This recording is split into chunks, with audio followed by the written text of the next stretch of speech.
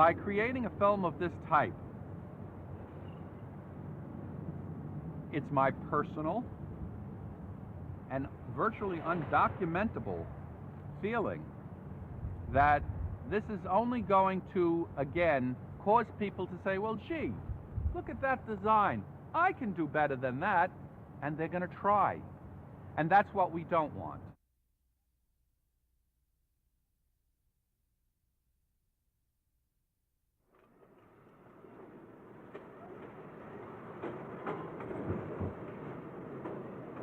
That's why I'm now I feel the vibes.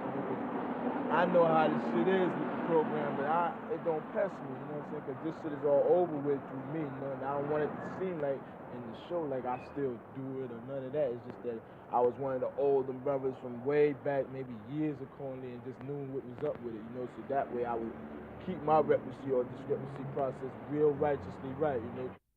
Even worry about it though, cause you know I don't even think about this no more, man. Cause you see how it look now anyway, right? That's what I'm saying. Really we about do our thing. That's you know? What I'm saying. You know, just don't let nobody know until they just see it for themselves. You know, that's what I'm saying. When they see ours, our whole car is always crushing. You know, we was the monsters. You know what I'm saying? Yeah. Always the kings of this line. Stuff man. like this here, we won't have no problem. You know it. Burning that up. Word, man.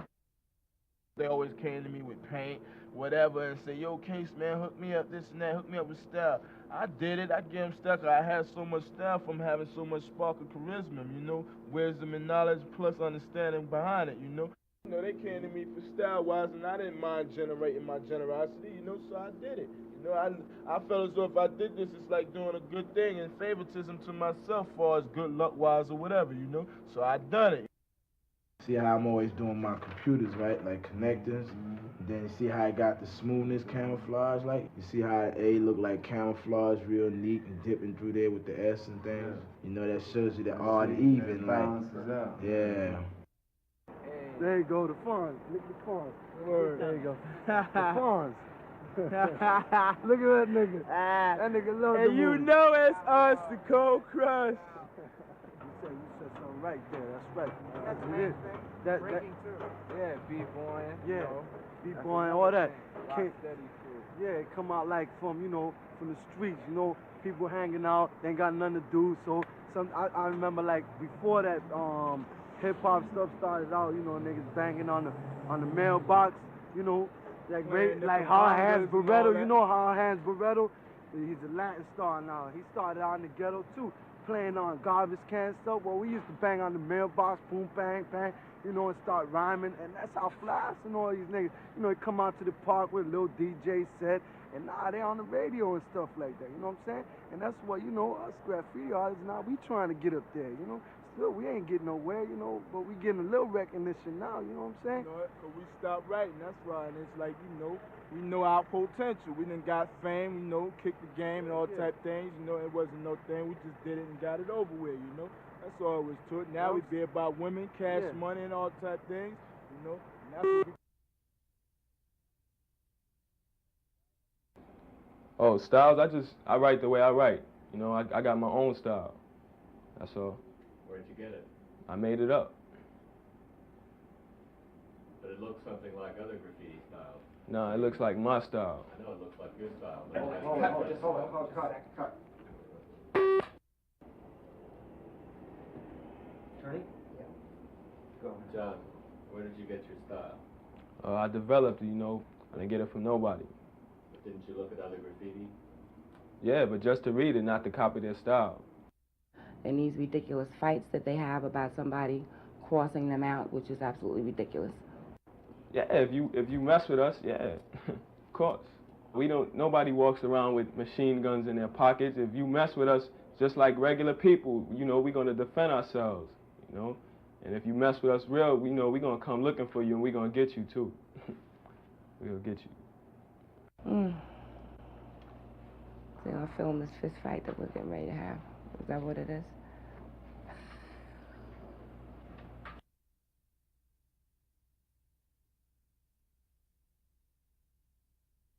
I guess it's pretty much like anything I would do on a train, I would do on canvas or I choose to paint on. I'm still using spray paint. I'm still using like the same basic technique as painting trains, just about. I think it's pretty much the same thing. It's just been scaled down much smaller.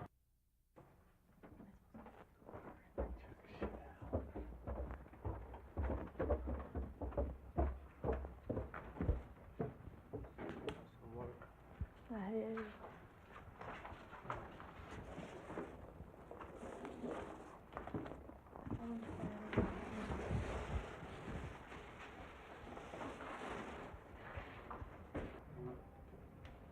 Shit is bad.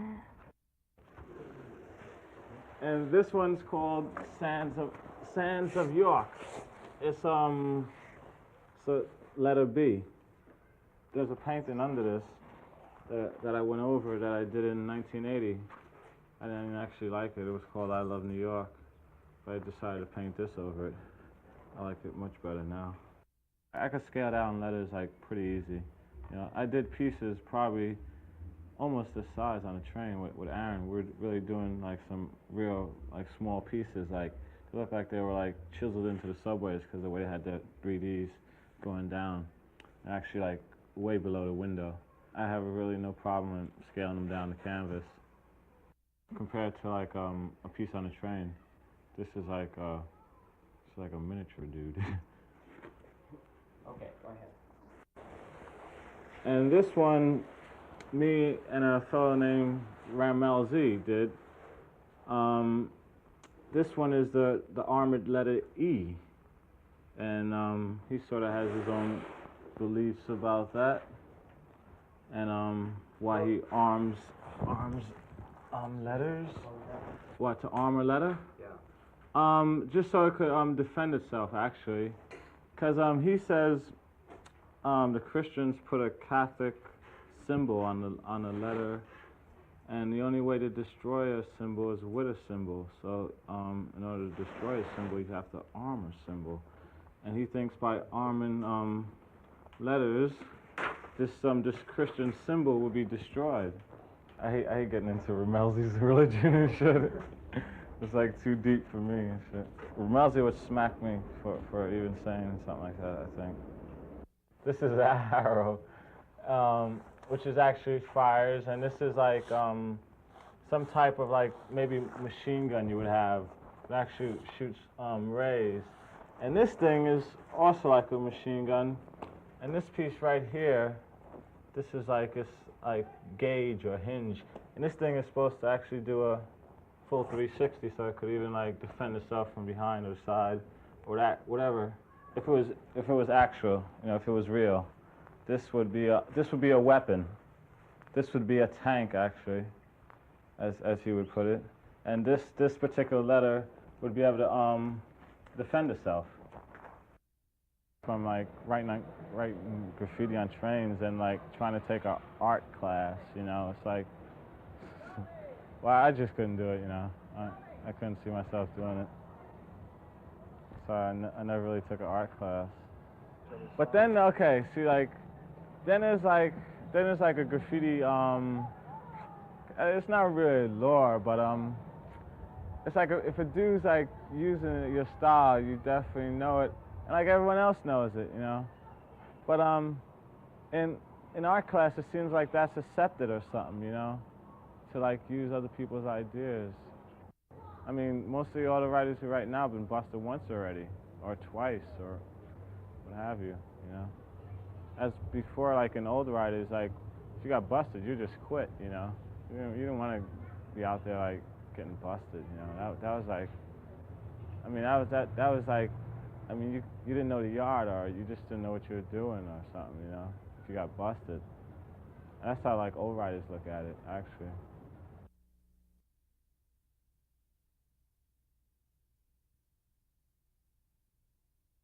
Well, actually, my art teacher started me, although she didn't know it. She asked us to do a project dealing with graffiti on a train station wall or a truck or whatever. I gave it my best shot. And one day I was writing on a lunchroom table. A kid comes over to me asking me what it was. I started bragging about the graffiti I was doing. Pulled out a pilot and he showed me what real graffiti was all about. From that point on, I was just more intrigued by it, and then knowing it was like wrong to do, being a kid and all that, naturally you're inspired to do something secretive and against rules and regulations. There was always that mischievous thing about it, knowing that it was against rules and regulations, but still knowing you can get away with it secretively, and still gain recognition out of it. A lot of people didn't care for it, but there was a handful of people that still did, and those are the people that kept it alive. People like Cliff and Vinny and like Superstrut, Stem, T. I could go on forever, like naming old names. It's like, you know, ask Blade. I mean, why does he still write? I mean, he's been writing longer than me, you know?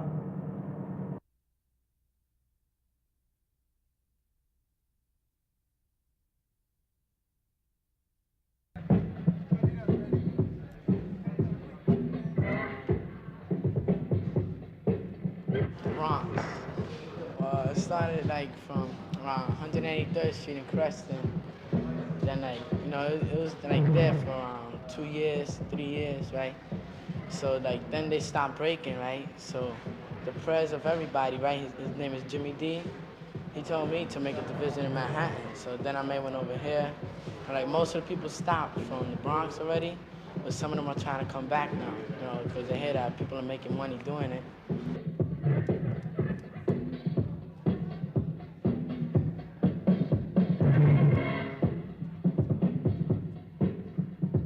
I went to the Bronx and to a party, and I met up with him after a long time. I asked him if I could use the name Rocksteady, and he said yeah. So, but now I don't know where he's at. Disappeared. So for now he left me in charge, and I started going all around getting different people, and like certain people who've been working with me, you know, keeping things organized.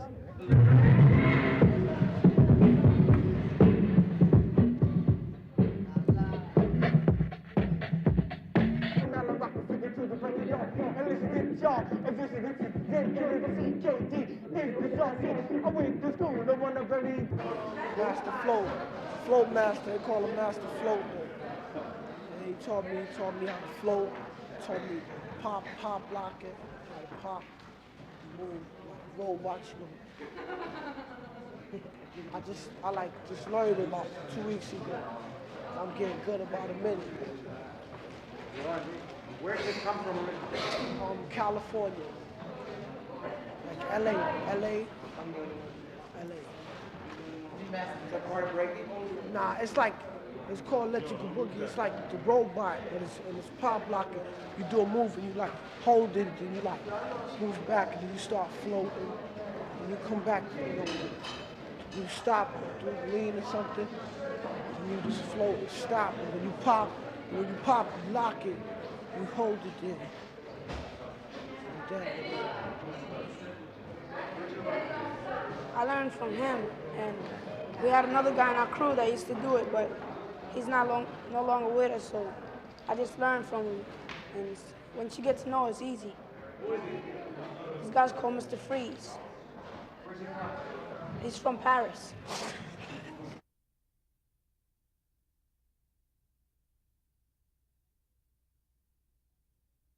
And everything pretty is getting dog. Have you seen that? Well, you're proving right here that at Graffiti Productions that going over people is not the only way to get fame. So Right. you have your side too. But I'm just doing my own thing. But who's gonna tell these little toy riders here that this is one way to get fame, and the other way they see to get fame is to go over people? Yeah, but I go over them too.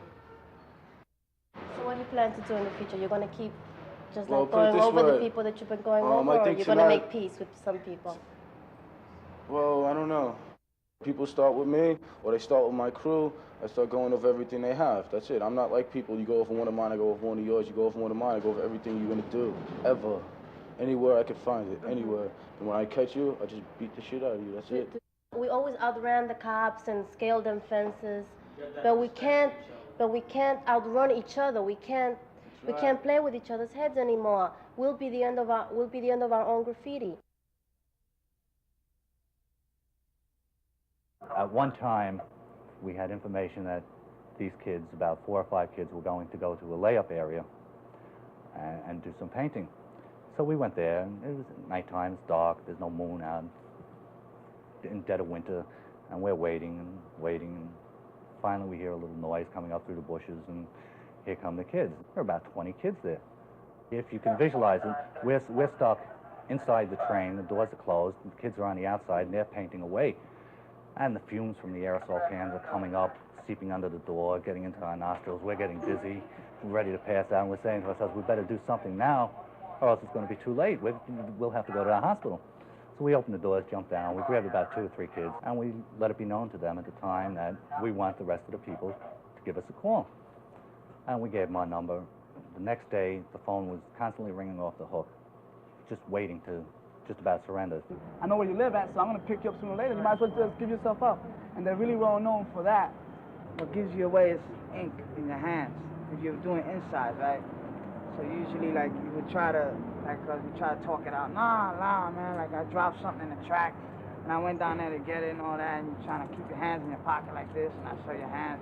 And then he'll tell you, well, let me see your hands, and when you show your hands, if they're inked up, they got an arrest right there for graffiti. It's up to him. He can comply, or he doesn't have to comply. He can come with me, or he doesn't have to come with me. One way or another, he's going to come with me, though. Yeah. You know, I have a job to do. He has fun to do, doing his trains. I have a job to do. Unfortunately, I don't think they have anything to fear from the courts. They have to fear the system itself, the train system. It's dangerous, very dangerous out there. The courts are backlogged with such numbers of violent crime, where this graffiti itself is not a violent crime. It's not a crime against a person. It's a crime against the property. And it has to sit on the back burner. They know the yards, and they know the layups, they know the system.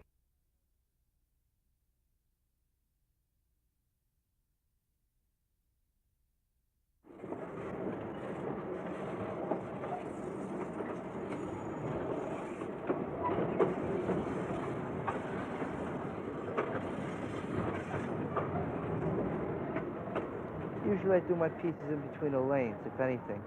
You only got like a 4-foot distance in between. You gotta stand on 1 foot on one train, 1 leg on the other train. And it's kind of hard to vision the whole piece between 4 feet just to stand back. You gotta get used to it. Once you're used to it, you're able to proportion your pieces to the right size. All I know is it takes anywhere between 15 and 20 cans to do a full car. I like to color mine in solid, so I use approximately 20 cans myself. In the case of doing it top to bottom, you can either open the window and hang on the windows, open the door, you can hang out the door and fill in the top. Even one time, I even used one of those suction cups that, you know, window glass people will carry, you know, put in windows. Put it on there, suck it on there, and just hold on to the window as you paint. Hey, this train I must have painted 2 weeks ago. Brand new, they already painted over it. One solid silver paint job. On the other side, I already have another piece on the other side, as a matter of fact. See, they paint right over your work. They leave you work in the windows. They're not buffing no more, they're just repainted. Man, this guy used to be king of the line 2 years back. Sly 108, alias known as MC. I must have been in this yard in about 75. 75, yeah, 75, sure. I met Danko 1, who was doing the yard in here. At the time, he was trying to take over again. He didn't quite do it, but that was the first time. And I got rated the first time. Still come back for more, though. It's the excitement in it all. About the art? I wouldn't say too much for that. It's just a matter of how many pieces I could put up. I really can't say that it's art. It's just, I don't know, it just keeps me going. I don't know what I'm going to do after you're not able to go in the yards anymore, after they put up the fences and all. But, as an old guy, this guy used to be king of the line, Puma 107, right before, no, him and Sly 108 were about the same. There's another piece. of my buddies was a PJ Sin. It's kind of old, and you know, they clean the windows, dripping from the acid. Comet painted over a PJ. Well, that's what happens. They don't last more than maybe a week if the city doesn't get them.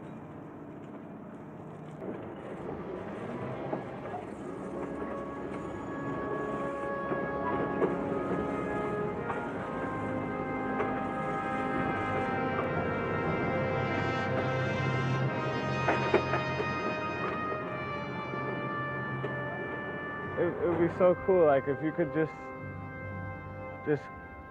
get a graffiti writer or a young graffiti writer who you think would be like into it, or you just think he'll be writing like for a number of years, and just like film him through his like stages of like, you know, like step 1 and like step 2 or whatever stages he goes through.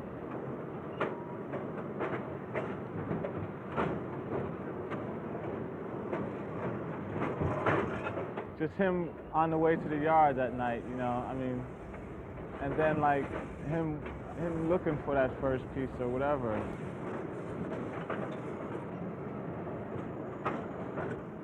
To have like that kind of documentation of a graffiti writer.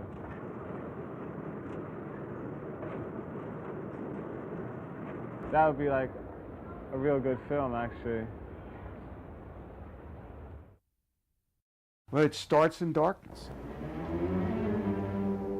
I mean, that's partly romance, but it's true. It starts, it gets made, the work of art happens in darkness. Then it bursts into the light, and then we see it, right? Everybody sees it, hates it, loves it, you know, is stunned by it in one way or another. And that's kind of the feeling that I wanted to express at the beginning of the film. Henry is a very low-key person. Henry's wife, Kathy, is an actress and a very dramatic person. I remember we were having dinner one night, and we'd been kind of kicking this around, and what would this film be about? And Henry was saying, well, you know, it really is, there's rap music, and there's, and I kept thinking, well, where are the boundaries here? And is this, you know, how do we write the proposal to raise the money for this? And Kathy launched into this incredible, unbelievable aria. I still think of it as an aria, about the drama of this, of going into the tunnels, going into the layups, risking your life to paint a whole car in the middle of the night. And I thought, yeah, it's an opera. That's what it really is. And the music makes it an opera. And the dance makes it an opera. This is theater, and it's theater that's happening in real life in my city. And then I really felt it as a film. We may have forgotten in what terrible condition the subways were in, along with the rest of the city and its infrastructure at that time. The subways were a garbage dump, essentially. It was a vacuum of attention on the part of the, you know, civic authorities of the city. And you could argue that what graffiti artists and graffiti writers and taggers were doing was they were filling this vacuum the way they knew how. And in the course of doing it, discovered a capacity in themselves to make something that was transcendent. I didn't only want rap music in the film. I didn't only want the music that was, I wanted a lot of that, but I wanted another element that would make it feel like a movie. And I had seen Excalibur, actually. John Borman's, a couple of years before that, I had loved the way he had used Wagner. It was marvelous. So Sam Pollard, the editor, and I, you know, we started putting this opening sequence together and didn't know if it was going to work, right? Sam had a class, and he was teaching them film editing. So he brought these kids in when I wasn't there, and when I showed up, he said, oh, Tony, he said, I had these kids in here the other day. I said, yes. He said, I showed them what we're doing. I said, what'd they say? He said, well, one kid looked at it and he said, Excalibur. He said, oh yeah, that's the music from Excalibur. And I thought, yeah, exactly. That is what, so to them now it's a movie. In the 1970s, New York graffiti, rapping, and breaking became the prime expression. A friend of mine was a documentarian, saw the film, and he said, God, he said, you've done things with music that nobody's ever done in a documentary before, and it's astounding and amazing. You know, but that awful narration, he said. You know the How other, could you do that? The other thing about the narration is that he sounds enough like me that really I keep coming. People assume, lots and lots and lots of people assume that it's me. I moved to New York in the end of 1972. I was a sculptor, and I think I was on the verge of a career change that I wasn't at all conscious of. And these extraordinary cars are coming through the stations, and I was commuting every day, and I couldn't wait. I couldn't wait to get on the train and see what was going on. I thought, wow, this would be great to try to take pictures of this. Somebody should be, documenting it. And the pictures that I took were these segmented pictures, which I then made a composite out of in my studio afterwards. I took them in sections. As a sculptor, one of the things I had to do all the time was create sites for proposals. And you make your little model and you put it in a diorama, and you create the environment around it by going up to the site and taking pictures, panoramic pictures, and then splicing them together. So it just came totally naturally to me. Take a picture, jump, take a picture, jump, take a picture, jump. And this one I took 5. I would get information. And I would be told the next day, when somebody did a piece, I'd get on my answering machine. Yo, Henry, this is Lask. I bust out a rooftop on the 6th line, bright colors. And so I would know where to go. And I would get there right away, and it really increased my chances of getting it. Because, it's a big system. You go up sort of randomly waiting for trains to come in, you spend all day and you might not get anything. So if you know where to go and what line it's on, it really helps. I had taken pictures for about 3 years before I ever consciously met a graffiti writer. I think at 79, another kid was on the platform doing the same thing I was, and he was the one who said, go to the writer's bench, because all the writers hang out there. For months they thought I was a cop. And because who else? Middle-aged white man, what's he doing up on the platforms taking pictures of graffiti? What's he doing getting to know graffiti writers? If it wasn't sort of for a major bust, intelligence and then getting everybody together in one spot and calling in the troops. I was doing the fill-in. I was like the toy. This was the apprenticeship, right? You'd go out with the 18-year-old old master of graffiti art, and that way you would learn to paint. Well, after photography came along and began to be used, and especially with my pictures, I had such a big collection of a lot of the master's work, kids would come to my studio and they would be able to sit and study it. So it sort of changed the way the whole process took place. And that's why, when we talk about Case and his camouflaging the letters, he was determined to make it so complex that even if you had a camera, I don't think you'd even be able to read it. Koch, Ravitch, and Kapp gave us the plot of the film. It didn't have a plot up to that point. It was just a survey of, I had no idea how it would come together. When I was fresh, it was a brand new burner. It only ran for 2 days, And he didn't even get a chance to run on the line, just like, After one of these interviews with somebody complaining about Kapp, Tony would say, we can't use this unless we have Kapp. This is meaningless unless we have Kapp. It's just one-sided of a hand clapping, We need to have Kapp. And so I'm rolling my eyes and going, oh my God, you know what that means, because I know what that means. That's the last thing in the world within the subculture you want to do is give him fame. So I was against it, and I was taking the side of the writers and not even mentioning it to the writers. Were you also concerned about the anthropologist, intervening in the activity of the culture? No, I'm not altering? that pure. And I was intrigued by Kapp too, because I'd never met Kapp. I knew people who knew him, but I'd never met him. I gave in, basically. So through the grapevine, I knew how to get to him. He had friends who were playing a double game too, pretending not to know him, but who knew him and were actually friends of his. And friends who shall be nameless. Friends who shall forever remain nameless. So through these connections, I found him, and he was more than happy to be a part of this. But he said from the get-go, he said, you can't film my face. I said, okay, and I'm telling Tony he's going to wear a ski mask, and Tony's going, no, it's not working, it's not going to work. You can't wear a ski mask. But we have to do it anyway because it's better than nothing. So on the appointed day, he comes and no ski mask, And when I brought it up to him, he said, don't worry about it. People don't know what I look like until now. Until they start going to the movies. They're gonna see my face. Big deal. I'm glad I got Cap. I paid a little price, but I'm glad I got Cap. It's, you know, people still feel betrayed by it. I get that all the time.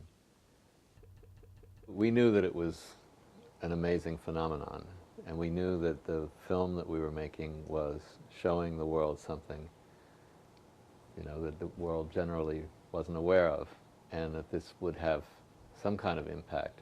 I don't think we had, you know, the sort of vision to understand the extent of it that it would become. Because of the photographs, it's been like a visa to another world that never in a million years would I have ever gotten into. Those photographs gave me this incredible access to meet the most extraordinary people. It's a gift to me that because of Henry, I got to make this film. There's so many paradoxes associated with graffiti about whether it's good or bad for society, good or bad for kids who do it. It's a tangle that can never be untangled or reconciled. And that, to me, finally, those paradoxes, the most fascinating thing of all about this whole project for me. That finally there is no judgment that can be made. It just is.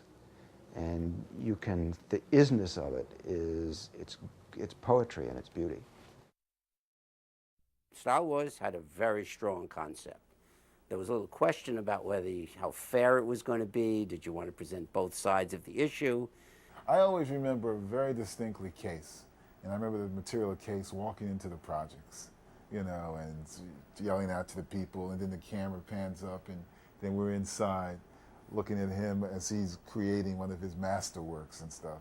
And for me, you know, growing up in East Harlem in the projects, I connected. Case and that group, they really stuck out to me. That was a great scene. Yeah. One of the few scenes that cut very quickly and very easily. Well, Tony had me rework it a few times. Well, Tony has everything reworked. And what happened with the guy with his mother, who was always in the... Oh, that was incredible. You know, that we interwove throughout. And that's one of the big structural things that I think we finally came up with, which worked beautifully, but it took a long time. Well, should it be in front of the scene or behind the scene? Should it be in front of the scene. Mary, who started as an apprentice, by the time she left the film, which was approximately 1 year, I think, of working, roughly from promo on, was an editor. I love the Wagner. I love when the trains come out and the music is, oh, it's so powerful and big, you know, and monstrous. And then that cut to the hip-hop music is fantastic. That's one of the great music cuts I ever did. It was Tony's idea. It's a great cut. Pump, pump, pump it up, pump me up. After the old gentleman says, it's at his nom de plume. I'm a wanderer. We tried so many different things in terms of speed and tempo and changing music and cutting different phrases out of music and stuff and bringing them together. There are no rules that you can follow, and that's one of the reasons I like the independent documentary film. We would cut something, I would cut something, and Victor would recut it, and Mary might recut it, you know, and then it would come back to me and I'd cut it again. Remember we went to lunch and I said, what do we do now that the money's run out? Keep going. Because otherwise we didn't have a film. And if you don't have a film, why do we start in the first place? Yeah. When you see the result, when you see the reaction to it, I mean, if you go flash forward 19 years later, and I have students who I advise come to my class and they'll come to me for advisement and they'll say, you know, did you do that film Star Wars? I say, yeah. And they say, wow, that's one of the great documentaries. You know, and even my sons, who don't usually look at my films, they like that film. What was the biggest struggle that you had? Biggest struggle was always you, Tony.